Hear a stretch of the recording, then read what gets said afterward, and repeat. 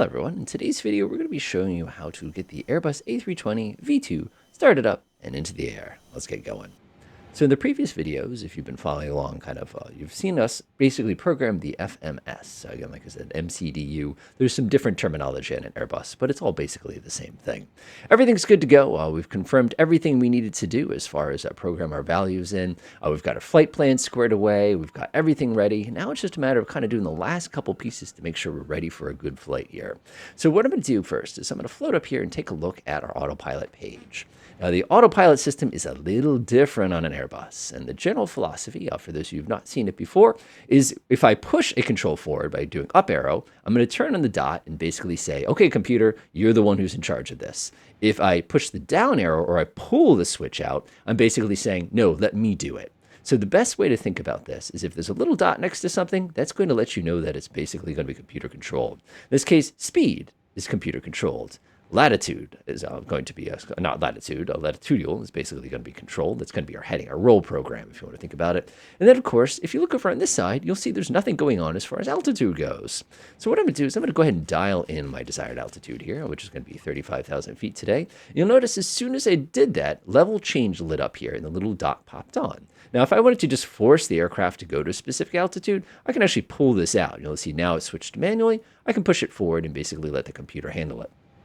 There are certain operations that this aircraft will never computer control, the big one being descents. We have to tell it that it's okay to descend by basically slapping it with our hand. You'll see that in a week. So the important thing here is I see dots on all of these and we're ready to rock. Next thing I want to do is I just want to make sure my flight director is on. If the flight director is off, it's going to make you slightly insane later on. Trust me on that one.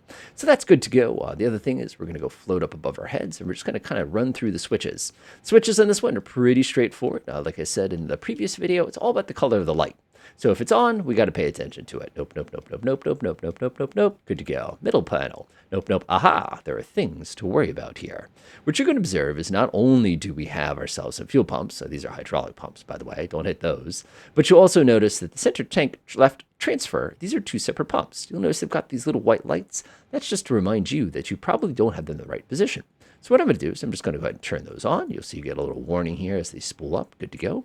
Come down here. We've got some warnings under generators. The reason we have warnings under generators is the engines aren't turning, so they're not really working right now. So I'm going to keep on floating down. You'll notice here that in our kind of air conditioning system, you'll see that the APU bleed is turned on. If the APU bleed is turned off, you will not be able to start your engines. Double check to make sure you have started that. And again, you can see the last video if you need to. Floating down here, I can see the APU is good to go. We've got all kind of our light switches is the best way to think about it. Seat belts and no smoking are on automatic. I'm going to go ahead and activate my emergency lights. Those are the ones on the floor. That's good to go. Next, I'm going to go set my nav and logo on. I'm going to turn on my beacon, and I'm going to set strobe to auto, which is super duper convenient. Looks good to me. I'm going to go ahead and rip up the next row. Looks good, looks good, looks good, looks good. Flight controls are groovy. Cargo stroke ventilation, main start, everything is good. I love how they have a manual start switch for that. And we are ready to get this Airbus rolling. So what I'm going to do now is I'm just going to float down here, switch back to dashboard mode, and shut that off. I'm basically done with that for this flight. We don't need to stress about it too much. Now, one of the things I really love about the Airbus system, and some of the later Boeings, like the 777 are like this too, is they make it really, really, really, really easy to go ahead and figure out what screen I'm on currently. It actually tells you on the top. But the thing I love about it is when we're just parked here, it's expecting door and oxygen systems. So if I come over here and press ENG, for example, it's going to take me to my engine page. Press bleed, it's going to take me to my bleed page. Now, the reason I'm over on my bleed page here is I'm very, very interested to see that my APU is connected to both of my engines. I can actually see here that I've got basically 163 degrees Celsius air rushing into those engines coming through my APU. One of the things I love about this is you can see the little kind of cross feed valve. I was sitting there basically ready to rock. You also have a little ground connection if we need it. And I just want to confirm that everything is open for the purposes of what we're about to do, which is to basically get these things turning. Now you can go to pressure. We can see electrical. You can see our two generators are out and stuff. Hydraulic, those are all going to be kind of off right now. We can press the all button, which I don't know. It's just kind of fun. What that does is it basically automatically circulates through all of them. And of course, if you get stuck, just hit the clear button and pick the one you want. In this case, I want the engine page. One of the things I really love, if I actually were to go to all real quick and come over here and threaten to start the engines, it's smart enough to actually switch to the page we have, depending on what mode you are. So what I'm going to do is I'm going to flip over to the engine page here. We can see everything is good to go. Now on an Airbus, this is a really, really big difference.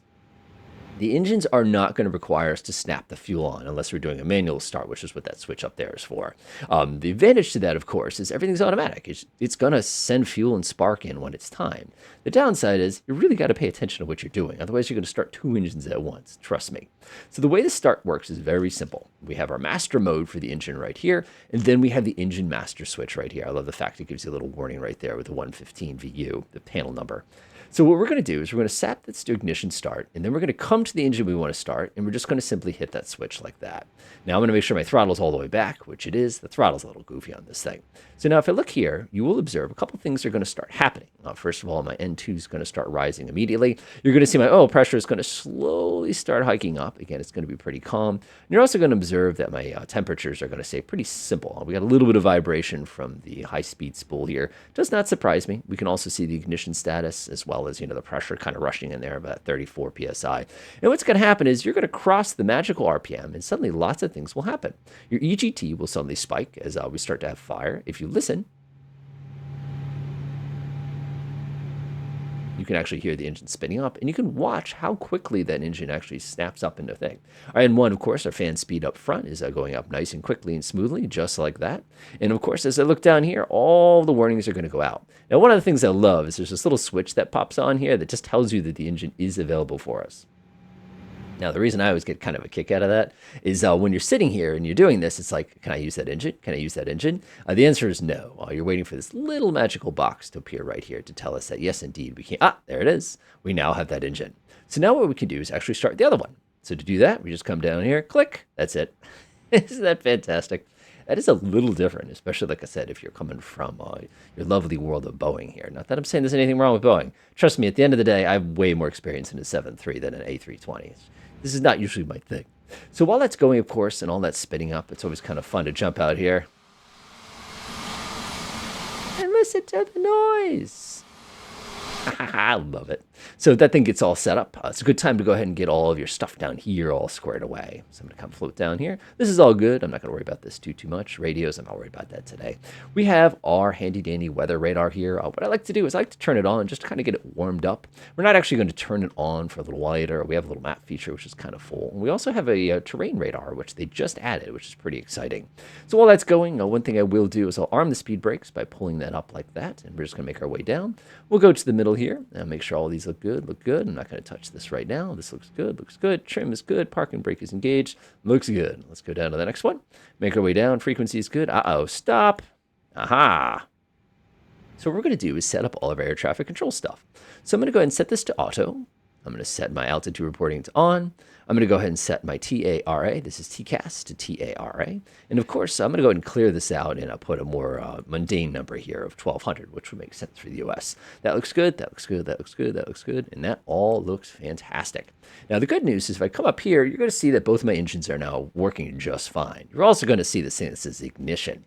Now, I don't want to be sitting here on the ground just sparking away. So I'm going to set that to off. And you can see we've got APU bleed as well as park brake. And you can see we have a couple different other features all set and kind of yelling at us.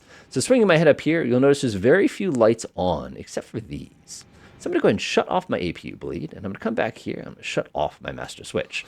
What that will do, unfortunately in the back, is that tough to see, is they'll go close the hatch, and this thing will slowly spool down and basically shut itself down automatically. It's going to take a moment to go ahead and do that, but the key thing is we're no longer running off of the APU. So when it comes down here, we've got a couple little warnings. We have APU available. Like I said, it's going to take a few moments to kind of spin down. That's perfectly fine for us. One of the things we want to do is we want to make sure this thing is ready for takeoff. So I'm going to go ahead and set my takeoff flaps, 1, 2. That's going to set that to the correct position. And that thing's going to start moving right away. You can see they're going to go widen up the wings a little bit. Everything's ready. Next thing I'm going to do is I'm going to set my automatic brake. I'm going to set it to max. If we have to abort our takeoff, it will stop us in a hurry. And of course, we'll use reverse thrust and everything like that to kind of help us out. But we'll deal with that once we get there. You can see our oil temperature is still coming up. Everything else is ready to go. So now we're going to go ahead and start taxiing. Taxiing this thing, quite easy. You just go ahead and release the parking brake. It's going to sit there looking at you funny. And then all of a sudden, it's going to start slowly rolling forward on you. One thing you need to know about this is make sure you've disconnected like your GPU and all that other stuff. They get very grumpy when you pull the GPU kind of along with you into takeoff. I don't necessarily recommend that. So I'm going to go ahead and give this thing a quick little tap of power here just to get us rolling a little bit. One thing you'll notice is I give it a tap of power, nothing happens. You have to push your throttle all all the way to the point where it actually kicks in. And what it'll do is you'll actually feel it. You can hear that kind of spooling up as it's going here. So we're going to make our way over to the runway here. It's a very short drive. I did this intentionally so I wouldn't have to stress about it. And we're going to see a lot of things kind of happen at once here. We're going to go right past the ILS warning line. And we're going to make our way over to the big old red line there. Of course, we'd be using air traffic control. It would be nice if I had a passengers or even a crew member to help me out with a lot of the checks here, but that's okay. I'm going to go ahead and gently apply brakes right there. Parking brake goes on. And if we come down here to the bottom right, what you're going to see is a bunch of warnings. It's going to remind you everything you need to do before you go ahead and take off. You'll see here, for example, while parking brake is set, cabin check, they're going to let us know in a minute, and it's going to say takeoff configuration. So the way we do that is we come down here and we go click, and it's just a way to test to make sure the aircraft is configured. Now, one of the things that's going to happen, and I think you'll get a kick out of this, is whatever you dialed into your takeoff details here must be perfect based on what you've set. So in this case, you'll notice it says flaps 1 up 1.5. That's going to be basically my trim that is our preloaded kind of into here. Now, watch what happens when I go to take off. Go ahead and give it a little bit of power here. Now, the interesting thing is because of the way the throttle on this works, I can set it up so I can reverse. You need to listen as you're using throttle adjust for the click of you hitting the edge of the throttle. Take a listen. You hear those little clicks. Those little clicks are going to remind us what position that everything is in. Now, the reason that's important to us is because that's usually the only feedback you get, because your throttle on your computer is not going to match what that throttle down there is going to do. Now, this is where things get goofy on an Airbus. Now, if I zoom in a little bit, you will notice there are different takeoff positions. You'll notice there's a climb, there's a flex and a maximum continuous, and then there's a toggle button. If we set it to flex, it's going to go to whatever temperature setting power that we made in our computer earlier, in which case it's going to be, what was it, like 76% or something? If we go to toggle, it's going to say, give me everything you've got, I don't care.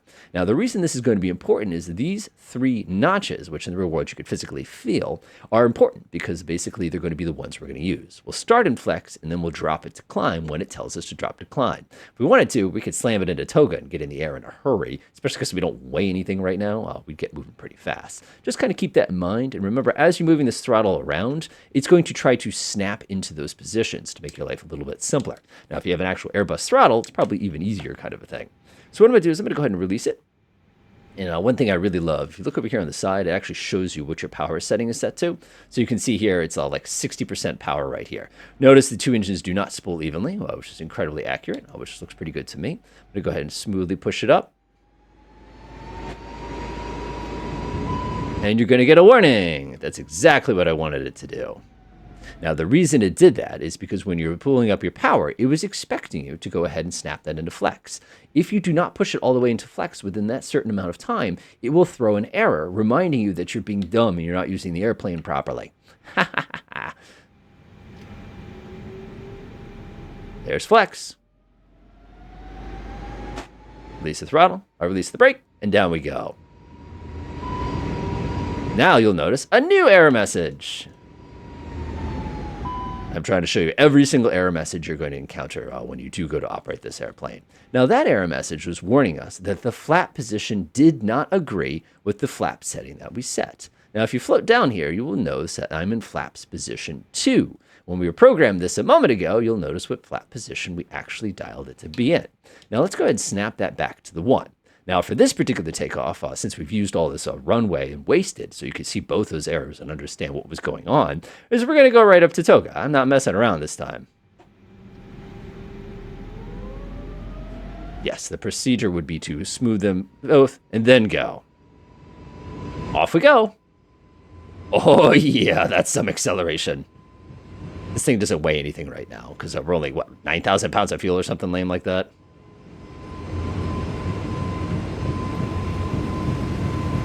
Ready? V1. Rotate. Positive rate. Woohoo! Oh my goodness. This thing's got places to be. So one of the first shocks everybody gets with an Airbus is when they do a climb like this, they're just staggered by how fast this thing pitches up, and there's no trim. My hand's not on the controller right now. It doesn't need to be. Once I get it where I need it, it's good. So we're going to go ahead and pop up that notch of flap. So we're past that little green circle that you see basically chilling. And what's going to happen is you're suddenly going to get an error message saying, just so you're aware, you did not set this thing into climb mode. mark that with my mouse right there. It's basically chilling. So what I'm going to do is I'm enjoying this incredible acceleration. So I'm going to gently pull my throttle back, keep pulling my throttle back until you hear it go click, and then it's going to go ahead and snap to climb mode, just like that. Now that you've done that, the engines are going to slowly spool themselves back down to a normal, more reasonable amount. And you can see now it's just a matter of flying the flight director. Now this aircraft is smooth. That looks pretty good to me. I'm going to go ahead and get myself lined up, and I'm going to activate my automatic pilot. So now that the autopilot is set, we are basically good to take a nap. So floating down here, I can see everything's good. We got throttle set to the climb. We can leave that alone until we land the plane, essentially. We're in an open climb. Alt is armed. Navigation has been selected. The flight director is all nice and centered up. You can see returning to our initial waypoint quite smoothly here. We've got a couple warnings here. One thing that says ground spoilers are still armed. We don't need those. We're in the air, so I'm going to just like that, and go ahead and disarm those. And we've got a warning on seatbelts. That checks on account of the fact that we're under 10,000 feet here. Now, I didn't do anything with landing lights up here or anything along those lines. I simply didn't need to for the purposes of this flight. But normally, of course, you turn your landing lights off when you get to 10,000 feet, and we basically enjoy our climb. Now, as you can see, we'll go float down here. One of the things I like to do with the FMS is to actually go down here, and you can actually activate approach and all that. But we can press the prog button and actually get a pretty good idea of how our report's going here. So if I press the report button, it gives you an idea of where we're going next. It's going to give us a general estimation of how much fuel we're going to have when we get to Bradley. It even will tell you what time you're going to get down on the ground so that you have a pretty good idea. So as you can see, the aircraft is very, very sophisticated. It'll get you up in the air, no problem. It's relatively stable. You could see how the computer was constantly reminding me as a pilot of all the dumb mistakes I made. And it's important that when those happen, you act quickly. If that was a much shorter runway, things could have gone bad for us. But I needed to make sure you could see that that's why you were probably going to get those errors. By the way, if you forget to push the takeoff configuration, it will scream at you. It is not taking any chances. Enjoy.